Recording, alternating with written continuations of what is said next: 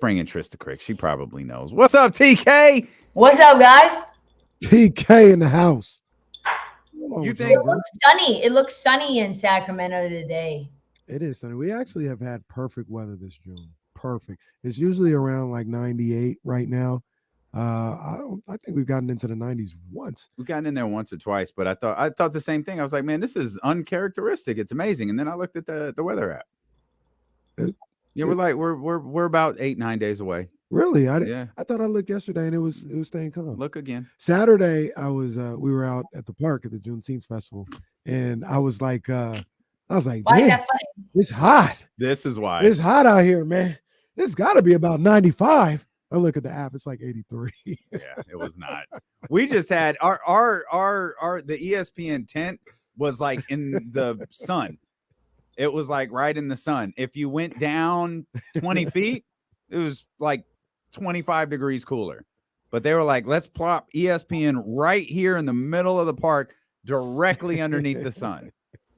So that's what they did. So I did see that Kenny got a little darkness on his face. He got a little tan. That must have been why. Man, I was outside, man, in the sun. You know what it is. What percentage would you put Draymond Green signing back with the Golden State Warriors at? 95%. You're lower than me, but higher than Kenny. I have it at 99. Yeah, I mean that's same. I don't see a scenario that Draymond goes anywhere else. I just think they want to restructure his deal, and you could probably backload his contract. Now, maybe he needs the money. He's been through he's got a couple of different mothers of his children. So there's child support. I don't know, but you could from like a contract standpoint, you could backload it. You don't think 10, 15, 20, 40, whatever it ends up being. I don't think that. I think he's in the 20s. Yeah, I think he's. I'm saying like you could backload it so that the average AAV is the same, and then it gives the Warriors cap flexibility now to be able to try to get some depth in the next year or two. And then when Draymond and Clay are coughing dust, then they get paid more. It's going to be wild when Draymond Green that third year is going to be making like $35 million. And it's like, why is he making 35? It's like, oh, because year one he was making 7. You know. So you don't think the Lakers and Bron would try to make a move for Draymond? No, I mean I'm sure that they would like venture, but do they have 25 million just laying around? No. They actually have some money, but some of that's going to be gone if they try to sign Austin Reeves, and then I think the rest of it they're waiting for, the other big fish like Kyrie. I don't think they're going to sign Kyrie, but that type of player, because I want to say they got like top 5 cap space in this offseason, but some of it is like allocated for, like I said, a guy like Austin Reeves or something like that. They just have so many open roster spots, I think. Right. That too. Yeah, it's interesting because they've got $100 million in cap holds. Jeez. So they've got $223 million in total cap allocations, which is -90 million in cap space. Oh. So they could really be in trouble if they bring guys back. They obviously have Rui Hachimura, who they need to figure out what they're going to do with. They're going to probably get D'Angelo Russell off their books, but the question is, are you going to try to do a sign and trade for him? Lonnie Walker's there. Austin Reeves is there. They got a bunch of guys, like literally 20 dudes that are making $1.9 million. It's like 14 guys that are making $2 million plus the round 1 pick 17, $3.6 million there. So yeah, they've got $199 million in cap holds. So it's going to be fascinating to see what they do. I know they can't offer Austin Reeves more than a certain amount, and probably can't keep Rui and Austin Reeves and get a guard. So their flexibility is not super high. But the thing about Austin Reeves only being able to get a certain amount, that was during the season, right? Doesn't that change July 1st or June 30th or whatever? Can't they offer him whatever after that? No, because of where he was drafted. There's some certain rules for second rounders, versus like first rounders. So the amount that they can offer Austin Reeves is pretty low, and they would have to do what I was talking about, which is like have to backload his contract. I don't have the information like at the tip of my fingers, but I know that what he can sign for isn't like what he would go for on the open market as a first rounder that anybody could just max out. I think it's not possible to do that. Yeah. Interesting. What do you guys think of Bradley Beal? That's exactly what I was going to ask you. Exactly. You want us to go first, or you want to go first? I can go first. I'm fine to do that since I'm a guest on the show. I guess I'll do Not that. really. You're kind of fan. Just like yeah. Like I'm like after some news I got about 5 minutes ago, I'm ready to move to Sacramento. So yeah. Well, excuse me. You're going to need to text that to me. I'll tell you. There's nothing crazy. I just think it feels like the Lakers to me. It feels like the Russ trade where you've got Russ there for 50 mil or 40 mil. You've got AD, you've got LeBron. None of those guys except for Russ, like there's soft tissue injuries with KD, Beal, and Devin Booker abound. Bradley Beal's never played more than 60 games since 2018. I think he missed 40 games last year. Kevin Durant's missing a bunch of games with his soft tissue stuff.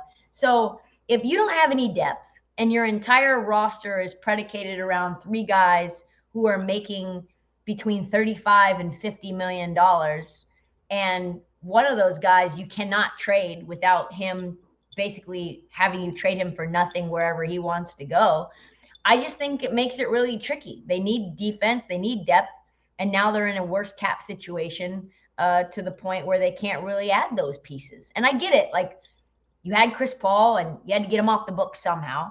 You had Landry Shamet. So you could say to yourself, well, we kind of just traded Landry Shamet for Bradley Beal. That's fine, except for that Landry Shamet doesn't make $47 million for the next 4 years each year. And the new CBA makes it really difficult to add depth. It's just going to be a bunch of veteran minimum guys like the Lakers had when they had Carmelo, when they had Dwight Howard, and they missed the playoffs. I think that the Suns are a play-in team. KD, Kyrie, Shimon. I'm with you in that. I think I'm not buying it. I don't buy this thing at all. And like I was telling Kenny yesterday, this Isaiah Thomas running the Phoenix Suns. So I went to Miami and I was there for Game 4. I saw that. I saw that. Moves being made. TK in South Beach was a whole vibe. Moves being made. Collarbone was out. Yeah. So it's not all. So I go to this little event. I think Meadowlark had a party, and I was talking to a couple of guys that are full-time insiders, and everybody said the same thing at the same time. It's like, Isaiah Thomas is going to run this thing into the ground, isn't he? Yep. And and what's crazy, think about this, and I haven't even thought this until this very second. This is an epiphany. When you are Trysta epiphany. Tripiphany. When you have an owner who had to get kicked out because of like isms and sexual misconduct, having Isaiah Thomas around who had his own little struggles with sexual misconduct, probably not a great reputational look. Which is why they're keeping it quiet, and it's NBA people who are letting it out. Like, hey, y'all need to know Isaiah Thomas is running the Phoenix Suns. And Chris Paul is absolutely trying to blow up the ship on his way out by mentioning Isaiah Thomas's name as much as he can. Like, Michael Strahan's like, were you surprised? Yeah, obviously Isaiah Thomas is running the show. Like, you're like, whoa, you got to lead them down that path. You have to give them the breadcrumbs. You can't just lay them out when nobody asked. It was like no one. Chris Paul, Isaiah Thomas is running the show. You know, the trade itself, like in theory, I'm all about going to get the talent. I know a lot of people are talking about, the cap situation, and he makes this and a no trade clause. I'm not worried about all that. When the Kings look like they might be, in the running for getting Bradley Beal, I was for it. I was like, I'm not worried about his money. Yeah. I'm not worried about the trade. I think it'll work out here. Basketball wise, I have the issue. Yeah. That basketball fit is a mess.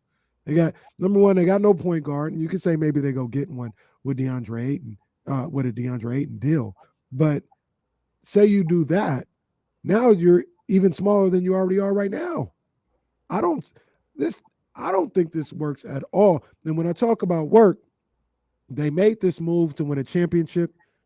Like I said yesterday, there's no chance, in my opinion, of them even getting to the finals, let alone win an NBA championship. This move was dumb. It's stupid. And you think about it, Bradley Beal, he played point guard for the Wizards, and they didn't make the playoffs. He's fine. He's a fine first through third quarter player. He's just not a fourth quarter guy. And truthfully, maybe you could say, well, to be fair, his injury issues have coincided with the fact that the Wizards have been gar. And so why would he want to play through pain? And so he's been just selling and loafing to get himself either fully healthy or to get out of Washington after he got that money. I do not care, though. I don't trust him. I don't trust him as like an elite scorer in clutch moments, not just clutch moments in the playoffs. He's had a couple of good ones, but like that was when John Wall was there. I don't trust him in fourth quarters in January. Yeah. And so is he your point guard? You're going to make Bradley Beal the playmaker? What, is Devin Booker going to be the point guard and he's going to bring the ball up? Now you got really two shooting guards sort of cosplaying as point guards. Mm-hmm. I don't get it. Kevin Durant obviously makes everything easier, but like you don't have a four. DeAndre Ayton, you don't have any trade partners for. Mm-hmm. I mean, Wizards did not want. I mean, I'm sure that they would have taken him, but I don't think Wizards want to build around DeAndre Ayton. They don't want that money back. They don't want that more than anything else. They don't want that. They want to start fresh. They want to be rebuilding. So what are you really going to do? And then next year, they're not going to be able to do the whole, like, we trade one big mega McMansion for little tiny single family homes like we like to do. It's like 1-to-1, baby. You're doing salary in, salary out, one player for one player. Because why? Because you're in the second level of the apron. What are they? They're like $150 million, $160 million at the cap level right now with just four dudes. Plus the Goodwin guy. I don't even know who that Goodwin guy is. And I know a lot of players. I'm like, wait, was he pretty good or no? Is Campaign not under contract next year? No, I think he's got like an option, either a team option or he's a free agent. Oh boy. Yeah, they don't have anyone. Yeah, they don't.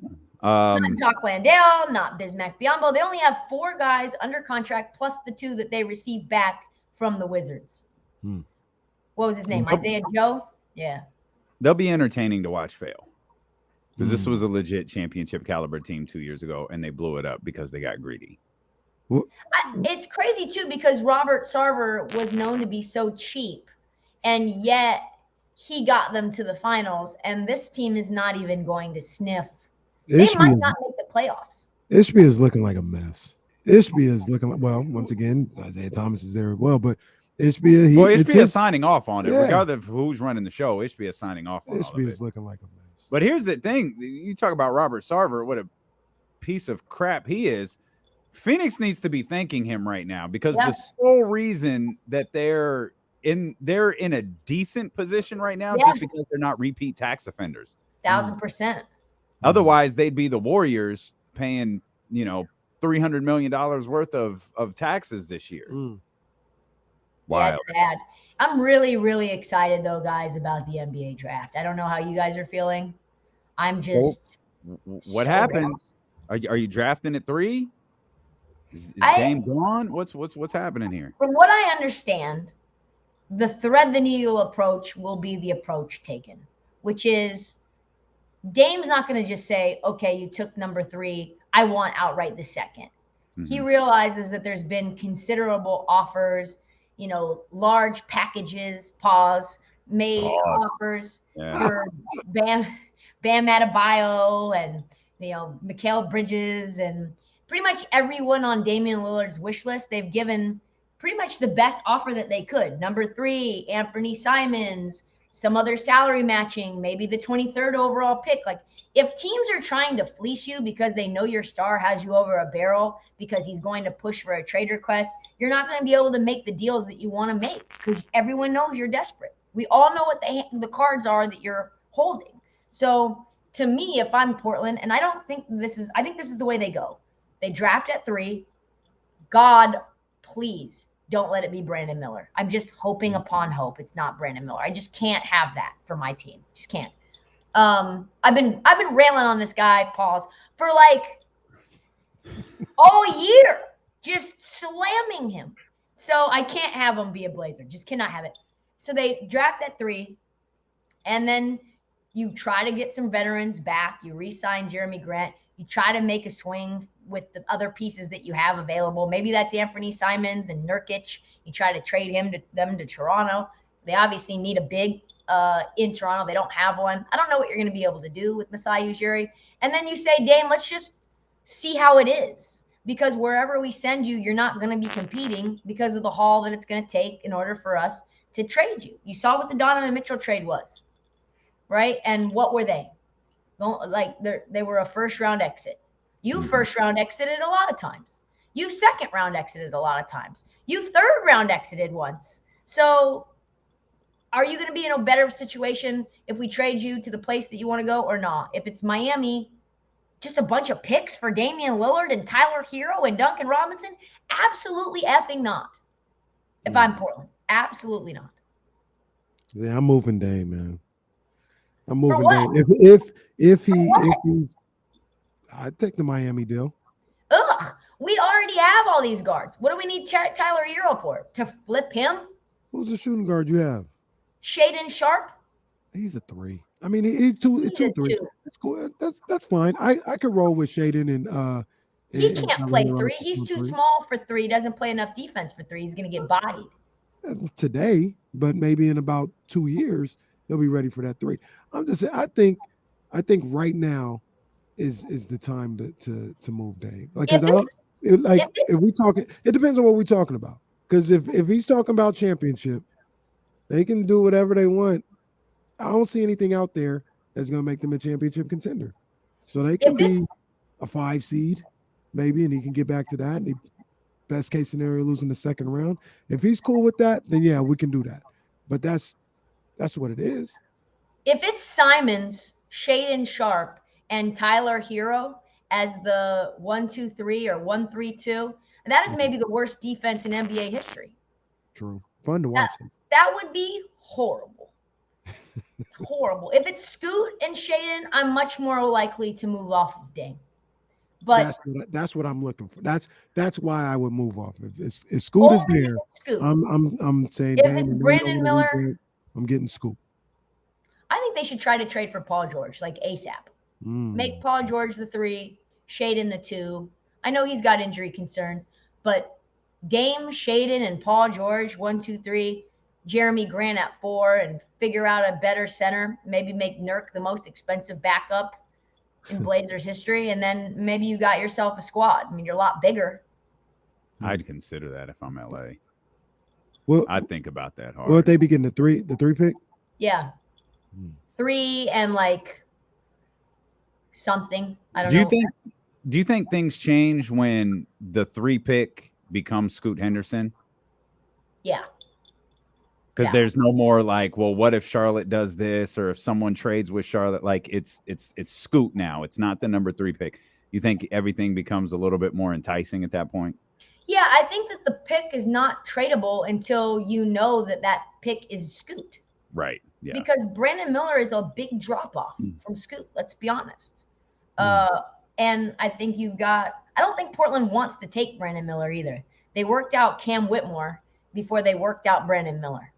They worked out the Thompson twins before they worked out Brandon Miller. Maybe they thought they were going to move back to 5 or 6, but if you've got the 3rd overall pick and it's a 3-man draft, why even work those guys out?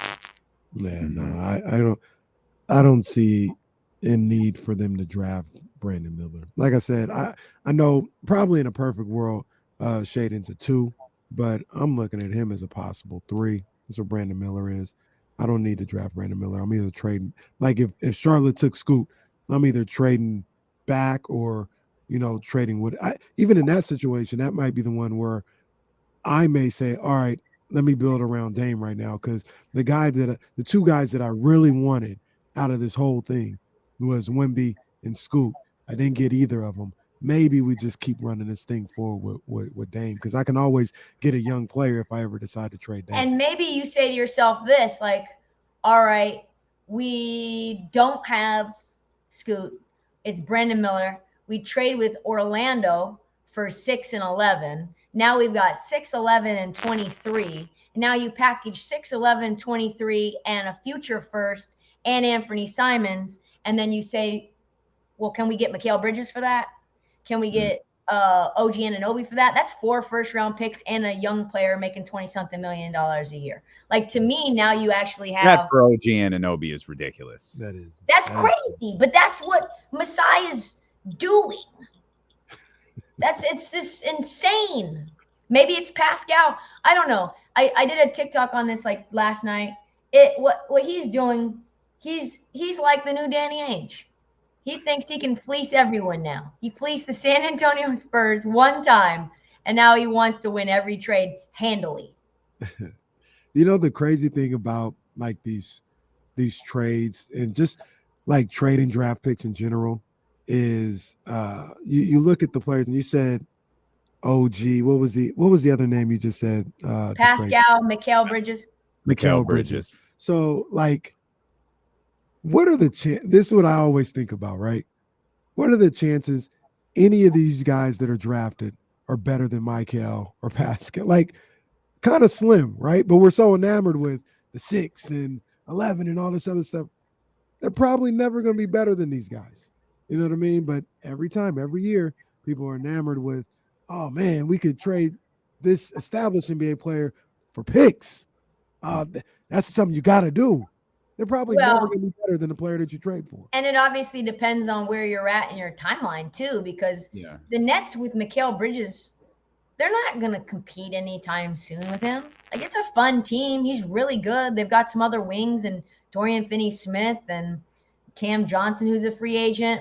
But like, that's a lot of redundancy on that team. So maybe you want to turn one guy into 3 guys that could all be serviceable, because, you can't just have, it's not 1 on 5. You kind of have to fill that roster out. Yeah, I'm not interested in trading Mikal Bridges. You build around Mikal Bridges. I don't think you trade him. Yeah, I love Mikal. I mean, I would do anything for Mikal, and so would Dame. I love him. Wow, this is God. It's just one of those days. I would get my account suspended like Mariah Mills for Mikal Bridges. Mariah Mills is a whole ass pause. She Lord. She suspended her account. It's suspended now.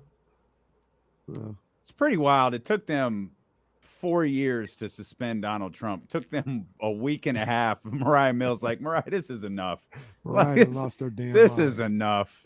You know what I think is funny in my head? I always imagine these things going in this conspiratorial kind of way, where it's like Zion's agent and David Griffin on a call with Adam Silver, and they're like, you need to freaking call Elon now. Like, she is tanking Zion's trade stock. This is bad for the league. This is horrible for the game. We're all already coming off of the Ja Morant toy gun incident. Like, we need to shut her down right now before she releases a freaking sex tape.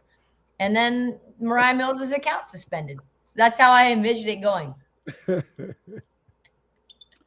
What do you want to see the Kings do this week? Ooh.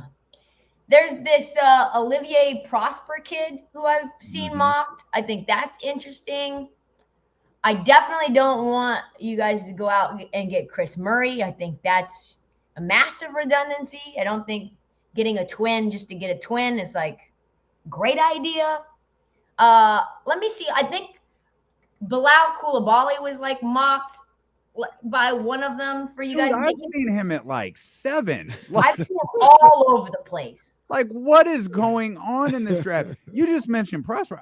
Did I just read? I think he got a draft invite. Like, he got a green room invite.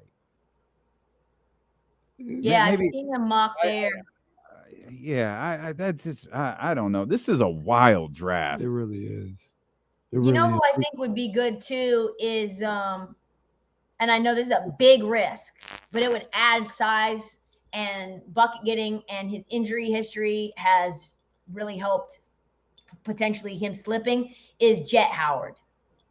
He's 6'8". He can do a bunch of different things. Michigan kid, got injured, kind of like a bigger Sean's boy, right?